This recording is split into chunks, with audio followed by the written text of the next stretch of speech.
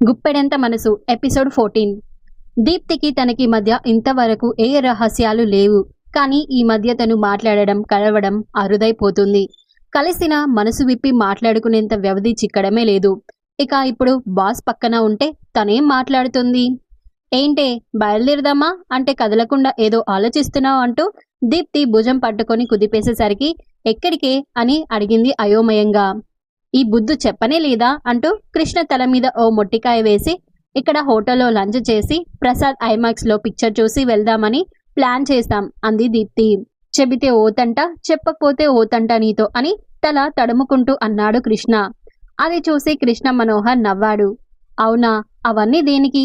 కాసేపు ఏ గార్డెన్లోన గడిపితే చాలదా అని కంగారుగా అంది మనోజ్ఞ. సరిపోయింది, ఇప్పటి వరకు ఈ మహానుభావుడిని ఒప్పించాల్సి వచ్చింది, ఇక ఇప్పుడు నీకు మొదలెట్టాలా అని తెచ్చి పెట్టుకున్న కోపంతో అంది దీప్తి. ఏంటి, కృష్ణ మనోహర్ తన పనులన్నీ పక్కన పెట్టి రావడమే? బహుశా దీప్తి కోసమే అయి ఉంటుంది. అతనుంటే ఇక తను వీళ్ళతో ఏం ఎంజాయ్ చేస్తుంది అనుకుంది మనోజ్ఞ. ఆత్మారాముడు తెగ అల్లరి చేస్తున్నాడు. ముందు హోటల్కి వెళ్దామంటూ కృష్ణ మనోహర్ కార్ దగ్గరికి నడిచారు. అతని పక్కన దీప్తి, వెనుక సీట్లో కృష్ణ మనోహర్లు సెటిల్ అయ్యారు. 5 స్టార్ హోటల్ ముందు కార్ ఆపేసరికి మనోజ్ఞ గుండెలు గుబేలుమన్నాయి. తన బ్యాగులో ఉన్న 600 కళ్ళల్లో మెదిలాయి. అవే మూలకి సరిపోతాయి అనుకుంటూనే వారి వెంట నడిచింది. సినిమాల్లో తప్పించి అలాంటివి చూడకపోవడంతో అత్యంత అద్భుతంగా తోచింది. ఎంత డబ్బు ఖర్చు అయి ఉంటుందో దాన్ని ఇంత గ్రాండ్ గా కట్టడానికి అనుకుంటూ వెలుగుల జిమ్మే షాన్లియర్స్ ని ఎంతో కళాత్మకంగా అమర్చిన డెకరేషన్స్ ని చూస్తూ ఉండిపోయింది. ఆ ముగ్గురు పోటీ పడుతూ నోరు తిరగని పేర్లతో ఉన్న ఐటమ్స్ ని ఆర్డర్ చేస్తుంటే ఆశ్చర్యంగా చూస్తూ కూర్చుండిపోయింది. అరగంటలో వాళ్ళు ఆర్డర్ చేసిన వాటితో టేబుల్ నిండిపోయింది. ఏది ముందు తినాలో ఎలా తినాలో తెలియక ఇబ్బందిగా దీప్తి వంక చూసింది మనోజ్ఞ. కానీ దీప్తి కృష్ణ మనోహర్ చెవిలో ఏదో గుసగుసగా చెబుతూ ఉండడంతో కృష్ణ వైపు చూపులు మరల్చింది. అతడేమో తినడంలో నిమగ్నమైపోవడంతో మనోజ్ఞ మళ్ళీ దీప్తి వంక చూసింది. ఆమె కృష్ణ మనోహర్కి కొసరి కొసరి తినిపిస్తుంటే చప్పున కృష్ణ వంక చూసింది. అదంతా మామూలే అన్నట్లు కృష్ణ ఉండేసరికి ఆశ్చర్యపోయింది. బిల్ ఎంత ఉంటుందో అనుకుంటూ బ్యాగ్ తెరిచే సహాయం చేయలేదు మనోజ్ఞ. ముగ్గురు బిల్ చెల్లించడానికి పోటీ పడ్డా చివరాఖరుకు దీప్తి గెలిచింది. అట్నుంచి సినిమాకు వెళ్లారు. వాళ్ళలా ఎంజాయ్ చేయలేకపోయింది మనోజ్ఞ. అది ఇంగ్లీష్ మూవీ కావటం వల్ల వీళ్ళు ఈ రోజు చేసిన ఖర్చుతో తమకి 2 నెలల గ్రాసరీస్ వస్తుంది అనుకుంటూ. ఆ తర్వాత బోటులో బుద్ధ విగ్రహం దగ్గరికి వెళ్లారు. అంత ప్రశాంతంగా ఉన్న బుద్ధుడిని హుస్సేన్ సాగర్లోకి చేర్చడంలో ప్రాణాలు కోల్పోయిన వాళ్ళు గుర్తుకొచ్చారు మనోజ్ఞకి. బాగా చీకటి అలుముకుంటుంది. ఇక నేను వెడతానే అంటూ దీప్తితో మనోజ్ఞ పదే పదే అనడంతో నేను డ్రాప్ చేస్తాలే అన్నాడు కృష్ణ మనోహర్. ఆహా వద్దు, పర్వాలేదు, నేను బస్సులో వెళ్ళిపోతాను అని చప్పున అంది మనోజ్ఞ. ఈ టైంలో మీ ఇంటికి వెళ్లే దారి నిర్మానుష్యంగా భయంకరంగా ఉంటుంది. హాయిగా కారెక్కి మీ ఇంటి ముందు దిగు అంది దీప్తి. సరే అనక తప్పలేదు మనోజ్ఞకి. వాళ్ళిద్దరిని డ్రాప్ చేస్తూ వెళదామంటూ కృష్ణని దీప్తిని వారి ఇళ్ల దగ్గర దింపేశాడు కృష్ణ మనోహర్.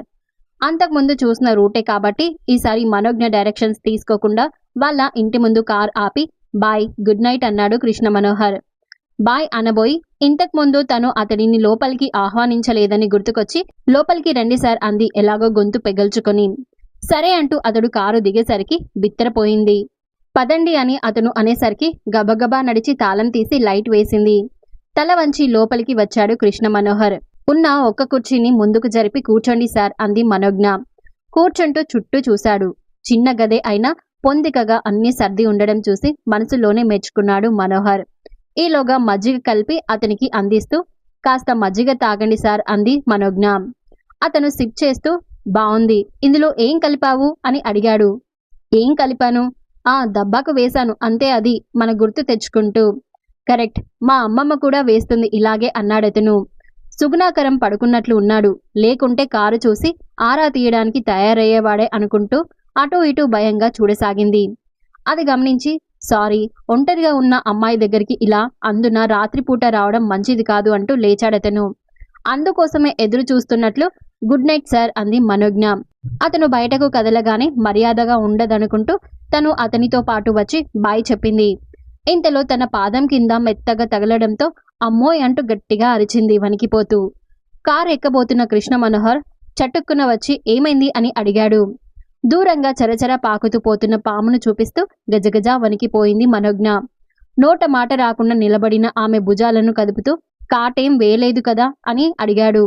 ముఖం నిండా చెమట అలుముకున్న ఆమెకి నోరు తెరవకపోవడం గమనించి పొదవి పట్టుకొని లోపలికి తీసుకెళ్లాడు. మంచం మీద కూర్చోబెట్టి బిందెలోంచి నీళ్లు తీసుకొని ఆమె ముఖం మీద చిలకరించాడు. తర్వాత ఆమెకి మంచినీళ్ళ గ్లాస్ అందించాడు. భయంతో టకటక తాగేసింది మనోజ్ఞ. ఆమె కాస్త తేరుకునే వరకు ఆగి, ఆర్ యూ ఆల్ రైట్, ఇక నేను వెళ్ళనా అని అడిగాడు ఆమె ముఖంలోకి చూస్తూ. ఊ అంది గాని ఆమె చూపులో ఇంకా భయం రెపరెపలాడింది. మీ ఓనర్స్ ని పిలవనా అని అడిగాడు కృష్ణ మనోహర్. ఆహాహా వద్దు అంది కంగారుగా మనోజ్ఞ. భయపడకుండా కళ్ళు మూసుకొని పడుకో సరేనా అంటూ ఆమె భుజం తట్టి నుదుటి మీద చుంబించి గుడ్ నైట్, హ్యాపీగా పడుకో, బాయ్ అంటూ కదిలాడు. కూర్చున్న చోటు నుంచే బాయ్ అంది మనోజ్ఞ. కారు కదిలిన చప్పుడు విన్నాక లేచి తలుపులు మూసి మంచం మీద ఒరిగింది.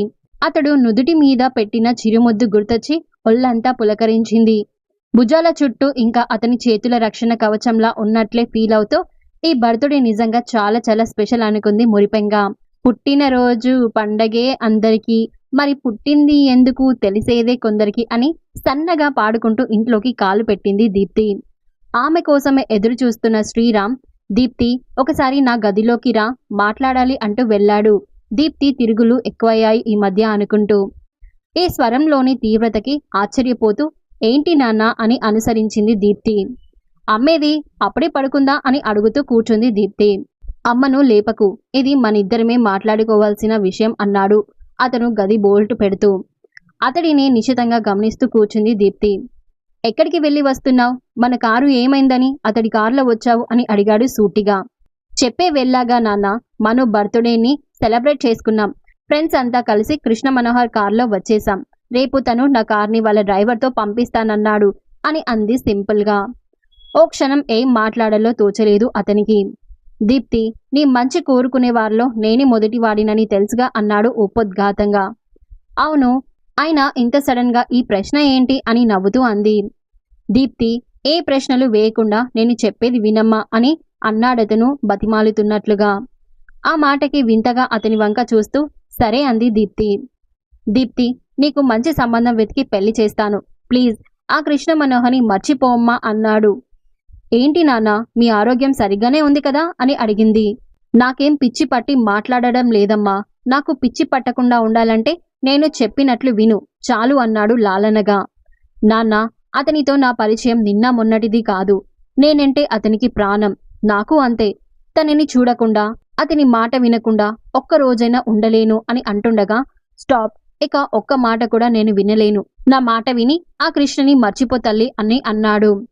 కృష్ణన్ ఎందుకు వద్దంటున్నారో ఒక్క కారణం చెప్పండి. అతడు ఎంత మంచివాడో, నేనెందుకు అతనిని అంతగా ఇష్టపడుతున్నానో 100 కారణాలు చెబుతాను అని ఆవేశంగా అంది దీప్తి. చెప్పాను కదమ్మా, నన్నేది ప్రశ్నించొద్దని. కొండ మీద కోతిని కావాలని నువ్వు అడిగితే తెచ్చి ఇచ్చిన వాడినే కదా. ఈ ఒక్కటి ఎందుకు వద్దంటున్నానో ఆలోచించు అని ప్రాధేయపడ్డాడు ఆ తండ్రి. నాన్న, నువ్వు చెప్పే రీజన్ సరైందని అనిపిస్తే పెళ్లి మాట ఎత్తనంటున్నానుగా అంది దీప్తి. దీప్తి, ఈ రీజన్లు క్వశ్చన్లు వద్దు తల్లి. నువ్వు నోరు విప్పి ఇది కావాలి అని అడగకుండానే అన్ని అమర్చిన నాన్ననమ్మ అని అన్నాడు శ్రీరామ్. అతని మాటలకు అడ్డు వస్తూ కోరకుండానే అన్నీ ఇచ్చిన వాడివి, నేను మనసారా కోరుకుంటున్న దాన్ని కాదంటున్నావేంటి అంది దీప్తి బాధగా. ఆమె గొంతులోని దుఃఖపు జీర అతడి హృదయాన్ని బలంగా తాకింది. ఆయన కంట్రోల్ చేసుకుని లేని కాఠిన్యాన్ని అరువు తెచ్చుకున్నాడు. నా మీద ఏమాత్రం ప్రేమ గౌరవం ఉన్నా నా మాట కాదనువు అని చివరి అస్త్రంగా అన్నాడు శ్రీరామ్. దాంతో నాన్న అని హతాశురాలైనట్లు చూసింది దీప్తి. సారీ నాన్న, మీ మీద గౌరవ అభిమానాలెంతో చెప్పడానికి నా ప్రాణాలు ఇమ్మన్నా ఇచ్చేస్తాను. కానీ జీవితాంతం గడపబోయే వాడి కోసం నీ మాటని మన్నించలేను. నీ మీదున్న ప్రేమకి నా భవిష్యత్తుకి ముడిపెట్టడం ఏమాత్రం న్యాయంగా లేదు అని అంది దీప్తి. దీప్తి గాయపడ్డట్లుగా చూశాడు అతను. మరి ఆ తర్వాత ఏం జరిగిందో తెలుసుకోవాలి అంటే నెక్స్ట్ ఎపిసోడ్ వినాల్సిందే. ఈ వీడియో నచ్చితే ప్లీజ్ లైక్ చేసి షేర్ చేసి సబ్స్క్రైబ్ చేసుకోండి.